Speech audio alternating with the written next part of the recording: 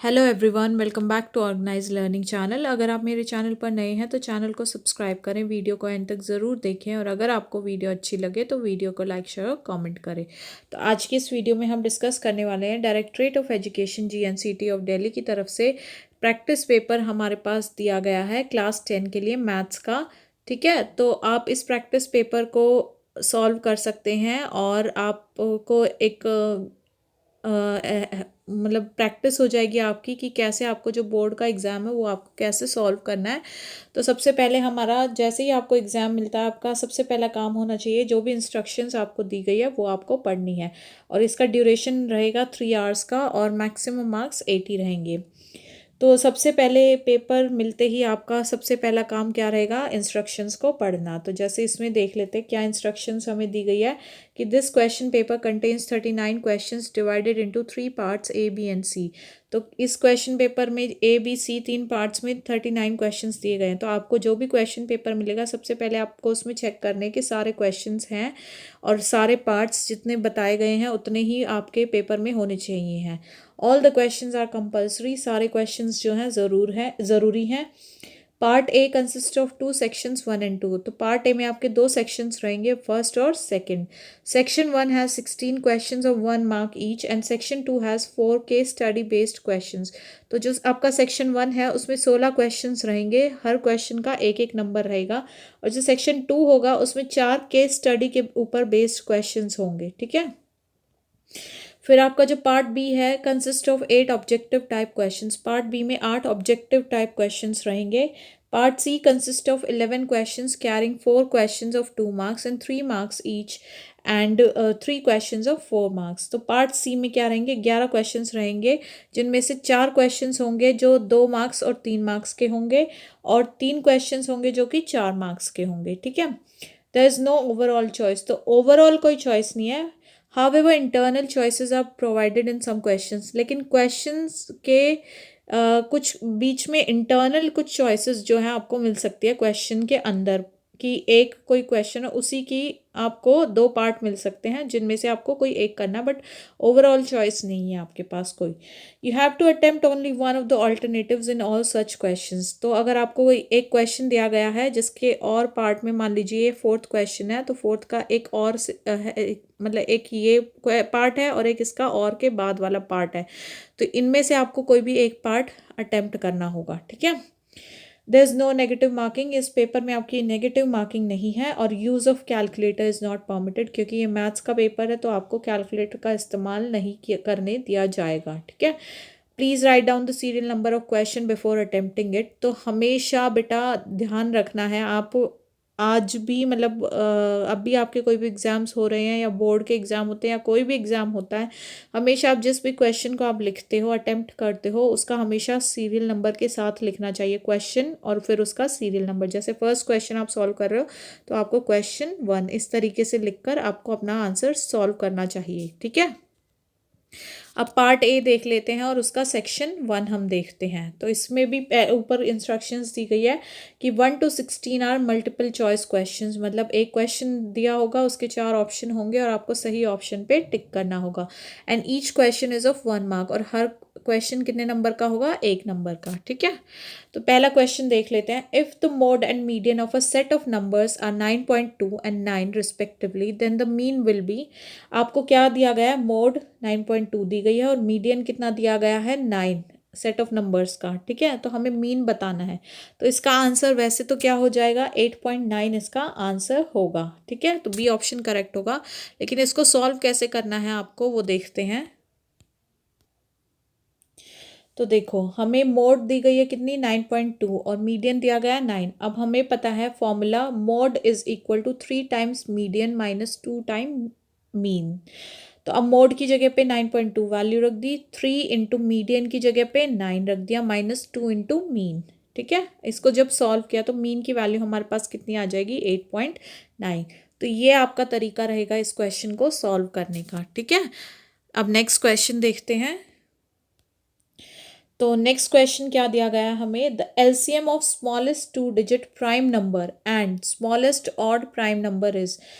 हमें एलसीएम बताना किसका, जो सबसे छोटा 2 डिजिट का प्राइम नंबर है उसका, और जो सबसे छोटा ऑड प्राइम नंबर है उसका एलसीएम हमें बताना है। तो वैसे इसका आंसर रहेगा ऑप्शन नंबर ए 33। लेकिन इसको हमने सॉल्व कैसे किया है वो हम देखते हैं। तो देखो इसको कैसे सॉल्व करेंगे। Smallest 2 digit prime number is,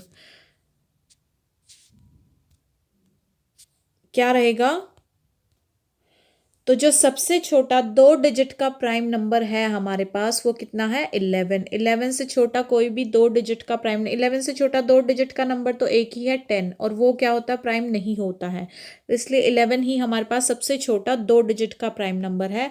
और स्मॉलेस्ट ऑड प्राइम नंबर, और सबसे छोटा प्राइम नंबर जो कि ऑड है वो कितना है 3 है, क्योंकि 3 से छोटा ऑड नंबर कौन सा होता है 1, 1 प्राइम नंबर नहीं होता, तो उसके बाद ऑड प्राइम नंबर कौन सा आएगा 3 आएगा। तो अब इसका 11 और 3 का एलसीएम बेटा हमें पता है, एलसीएम कैसे निकालेंगे, इन दोनों में कुछ भी कॉमन नहीं आ रहा तो सीधे ये मल्टीप्लाई हो जाएंगे, तो 11 इंटू 3 33। तो इस तरीके से इस वाले क्वेश्चन को हम सॉल्व कर सकते हैं। तो अब नेक्स्ट क्वेश्चन देखते हैं। तो नेक्स्ट क्वेश्चन हमसे पूछा गया, the area of the square that can be inscribed in a circle of 10 centimetre radius is, ये मान लो एक सर्कल है और इसके अंदर एक स्क्वायर इंस्क्राइब किया गया है, और इस सर्कल की रेडियस कितनी है हमारे पास, रेडियस हो जाएगी हमारे पास वो है 10 सेंटीमीटर। तो हमें बताना है इस ऐसे स्क्वायर का एरिया जो कि एक 10 सेंटीमीटर रेडियस के सर्कल के अंदर हम इंस्क्राइब कर सकते हैं। तो वैसे आंसर इसका होगा ए ऑप्शन 200 स्क्वायर सेंटीमीटर। ये हमने सॉल्व कैसे किया वो देख लेते हैं हम।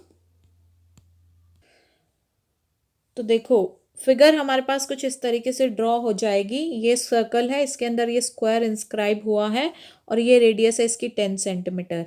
तो यहाँ से भी देखेंगे ये रेडियस या ये कैसे भी ड्रॉ कर लो, ये होती है ना सेंटर से जो होती है। तो अगर देखो ये रेडियस 10 सेंटीमीटर है, ये रेडियस 10 सेंटीमीटर है, तो ये जो डायामीटर हो जाएगा सर्कल का वो इस स्क्वायर के डायगोनल की तरह एक्ट करेगा ना। तो ये पूरा डायमीटर कितना हो जाएगा, अगर रेडियस 10 है तो डायमीटर उसका डबल होता है यानी कि 20 सेंटीमीटर। तो यानी कि स्क्वायर का डायगोनल कितना हो गया हमारे पास 20 सेंटीमीटर। तो हम कैसे लिख लेंगे कि डायगोनल ऑफ स्क्वायर वो किसके बराबर है, डायमीटर ऑफ सर्कल, यानी कि कितना हो गया 20 सेंटीमीटर। अब हमने इस स्क्वायर की साइड मान ली, क्योंकि हमें एरिया फाइंड आउट करना है तो उसके लिए हमें साइड तो चाहिए होगी स्क्वायर की, वो हमने मान ली ए सेंटीमीटर। अब हमारे पास हमें पता है कि जो डायगोनल का स्क्वायर होता है वो किसके इक्वल होता है, साइड का स्क्वायर प्लस साइड का स्क्वायर। ठीक है, तो इसमें वैल्यू पुट करेंगे 20 का square is equal to a square plus a square. जब इसको सॉल्व किया तो ए स्क्वायर कितना आया हमारे पास 200। अब एरिया ऑफ स्क्वायर कितना होता है, जो साइड का स्क्वायर होता है उसके इक्वल, यानी कि ए के स्क्वायर के इक्वल, और ए का स्क्वायर किसके इक्वल आया हमारा 200 स्क्वायर सेंटीमीटर। तो इस तरीके से इस वाले क्वेश्चन को हम सॉल्व कर सकते हैं। अब नेक्स्ट क्वेश्चन देखते हैं। नेक्स्ट जो क्वेश्चन है हमारे पास वो क्या है, the zeros of the polynomial 4x square minus 2x plus 4r। ये एक पॉलिनोमियल दिया गया है तो इसके जीरोज बताने हमें कि वो एक दूसरे के साथ किस रिलेशन में होंगे। तो वैसे तो इसका आंसर होगा कि वो रेसिप्रोकल होंगे एक दूसरे का, reciprocal of each other, B option will be correct. तो अब ये हमने फाइंड आउट कैसे किया है उसको देख लेते हैं एक बार।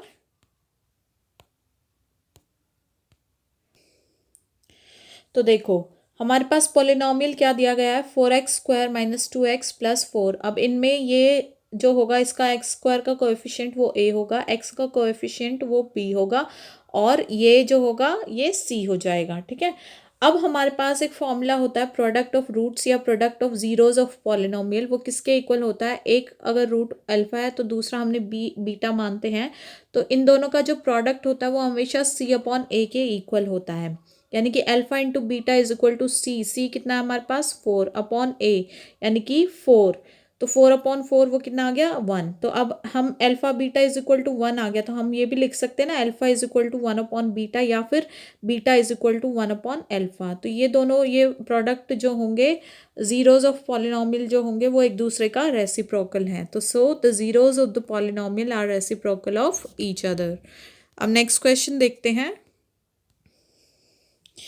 नेक्स्ट क्वेश्चन हमें क्या दिया गया है, the product of the zeros of the polynomial 4x square minus 17x plus m minus 4 is 1, then the value of m is. अब हमें जो पॉलिनोमियल दिया गया है ये, इसके जो प्रोडक्ट ऑफ ज़ीरोज़ हैं वो किसके इक्वल दिया गया है, 1 के इक्वल। तो हमें m की वैल्यू फाइंड आउट करनी है, ठीक है। तो वो कैसे फाइंड आउट हो जाएगी हमारे पास, तो ये भी हमारा प्रीवियस क्वेश्चन की तरह ही होगा। इसमें पॉलिनोमियल गिवन है 4x² - 17x + m-4, जहाँ पे ये 4a हो जाएगा, -17b है और m-4c है। अब हमें product of zeros of polynomial की वैल्यू दी गई है 1, यानी कि अल्फ़ा बीटा की जो वैल्यू है वो किसके इक्वल है, 1। अब हमें पता है alpha beta is equal to c/a होता है, तो अल्फ़ा बीटा हमें ऑलरेडी किसके इक्वल दिया गया है, 1 के इक्वल। और c हमारा क्या है, m-4, और a कितना है हमारा, 4 है, ठीक है। तो इसको जब हमने सॉल्व किया तो m की वैल्यू हमारे पास कितनी आ गई, 4 + 4 यानी कि 8, ठीक है। तो इसलिए ये इस तरीके से इस वाले क्वेश्चन को सॉल्व कर सकते हैं। तो इसका जो सही ऑप्शन होगा हमारे पास वो 8 हो जाएगा, यानी कि जो ऑप्शन नंबर डी है वो हमारा करेक्ट होगा इस क्वेश्चन के लिए, यानी कि 8। और 5th क्वेश्चन देखते हैं, इसमें क्या दिया गया हमें, which of the following figure shows collinear points, इनमें से कौन सी फिगर है जो कोलिनियर पॉइंट्स दर्शाती है। तो ऑप्शन इसका वैसे करेक्ट है बी ऑप्शन, ठीक है।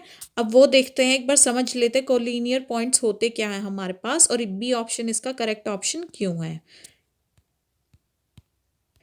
तो देखो, वैसे आंसर हमारा क्या रहेगा, फिगर बी। तो figure B shows collinear points, क्यों है कोलिनियर पॉइंट्स, या क्या होते हैं collinear points, because all the 3 points A B and C when joined lie on a single straight line. जब ये जो इस फिगर के पॉइंट्स है ए बी और सी, जब इनको ज्वाइन किया जाएगा तो ये एक सिंगल स्ट्रेट लाइन पर ही लाई करेंगे, एक ही लाइन पर जो है ये लाई करेंगे, इसलिए जो है फिगर बी जो है वो हमारी कोलिनियर पॉइंट्स शो कर रही है, इसलिए ऑप्शन नंबर बी इसका करेक्ट होगा। देखो आप इसमें देख भी सकते हैं, ये बी ए और सी जब इनको हम मिलाएंगे तो ये पॉइंट्स एक सिंगल स्ट्रेट लाइन पर मिलेंगे या लाई कर रहे हैं, तो इसलिए ये ऑप्शन करेक्ट होगा। आप बाकी किसी भी पॉइंट फिगर का अगर देखते हैं तो ये सी और बी तो सेम लाइन पर है, बट ए के लिए आपको दूसरी लाइन पर जाना पड़ रहा है। ऐसे ये सी और ए, या फिर ए और बी तो सेम लाइन पर हैं, बट ए बी सी तीनों सेम लाइन पर नहीं है। ऐसे ये ए बी सेम पर है, बी सी सेम पर है, बट ए बी सी तीनों सेम पर लाइन पर नहीं है, इसलिए ऑप्शन बी हमारा करेक्ट होगा। तो इस वीडियो में हम इतने ही क्वेश्चन सॉल्व करते हैं, बाकी के क्वेश्चंस के लिए हम नेक्स्ट वीडियो में मिलेंगे। तो तब तक के लिए आप इस वीडियो को ज़्यादा से ज़्यादा शेयर करें, वीडियो को लाइक करें, कमेंट करें और चैनल को सब्सक्राइब करें, और आप जमकर अपनी पढ़ाई पर, अपनी तैयारी पर ध्यान दीजिए, ठीक है। All the best for your board exams.